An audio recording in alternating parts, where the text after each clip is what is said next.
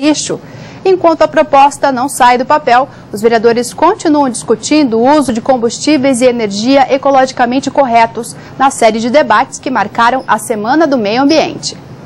Especialistas em energia renovável debateram no plenário Prestes Maia o uso de fontes limpas de energia, o potencial brasileiro em fontes renováveis, a energia nuclear e o uso dos combustíveis fósseis e seus impactos na saúde pública. Para o ambientalista Sérgio de Aletac, o Brasil não tem uma política eficiente de investimento nas fontes renováveis de energia. O Brasil é privilegiado em termos de energias renováveis e está enveredando por um caminho que é sujo, um caminho que outros países no mundo já trilharam e que acabaram quebrando a cara.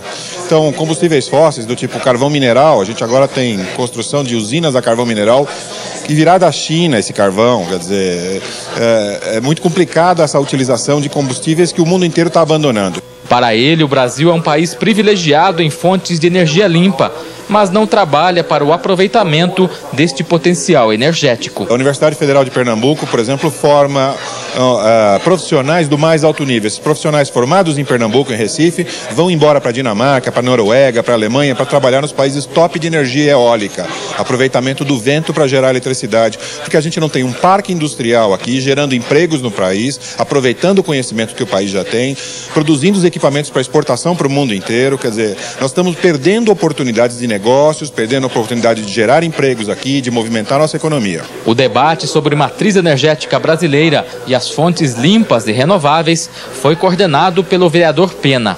O nosso interesse aqui é de mostrar para a sociedade que existem outros caminhos, energias renováveis, responsáveis, portanto, para que não haja o aumento da poluição em São Paulo, porque o grosso da poluição em São Paulo vem do automotor, do combustível fóssil de má qualidade que fazemos no Brasil.